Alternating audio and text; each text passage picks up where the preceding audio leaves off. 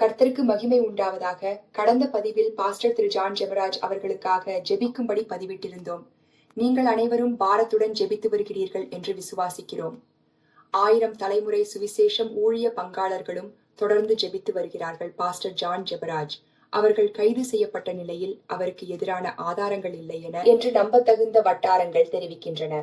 இந்நிலையில் அவருடைய மைத்துனர் கைது செய்யப்பட்டிருக்கிறார்.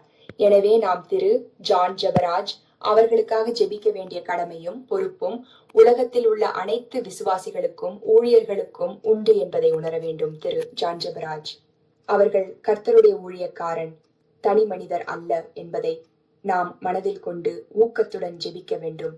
விரைவில் ஆண்டவர் விடுவிப்பார்.